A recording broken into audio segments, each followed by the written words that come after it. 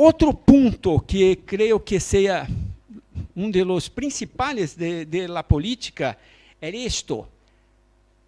A CENAPO é a Comissão Nacional de Agroecologia e Produção Orgânica.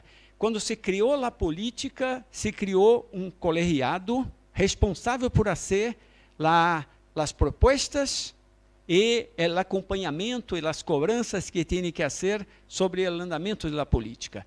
E esta comissão tem a participação deste lado, são órgãos governamentais, e deste, a sociedade civil. Então, temos 14 entidades públicas e 14 da sociedade civil, pero não são só 14 da sociedade civil. Por quê? Por uma questão de ocupação de espaço, os membros titulares e suplentes são de instituições diferentes. Então, na realidade, tem 28 participações da sociedade civil acompanhando a política. Isto possibilitou duas coisas muito importantes.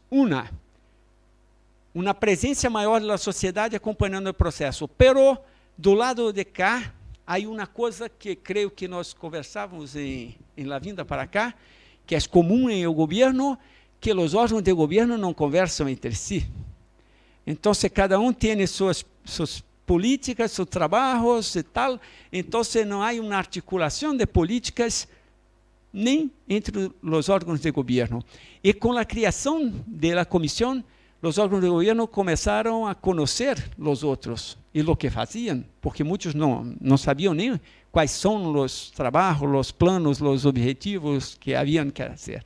Então, a CENAPO, como nós outros chamamos, possibilitou uma articulação da sociedade, mas também possibilitou uma articulação muito importante do governo. E muitas ações que, quando criamos o primeiro plano, porque em la política está previsto a criação de planos plurianuais para a produção. O primeiro plano, que nós chamamos de Planapo, eles nada mais foi que pegar um pouquinho de uma ação de outro e colocar todo no mesmo documento, mas não havia muitas ações integradas. Agora não, em o plano 2, como já havia um conhecimento, já muitas ações que aparecem são ações integradas, em que há participação de mais de um órgão contribuindo para que aquela ação possa acontecer.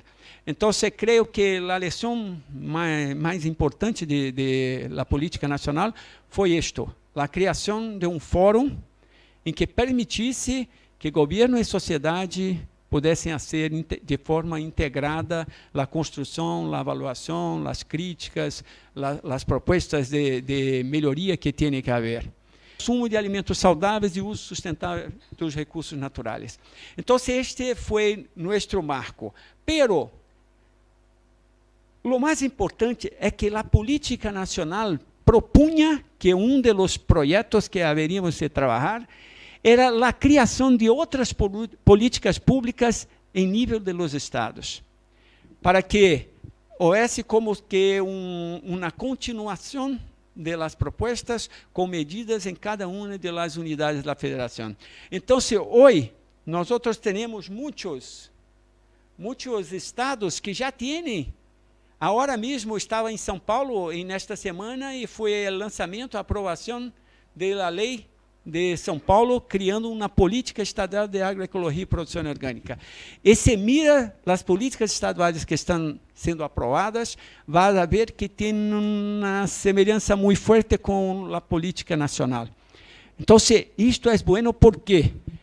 Porque falávamos de resiliência, né? O movimento agroecológico, o movimento orgânico tem que ter resiliência, porque os governos, há uma oscilação muito forte.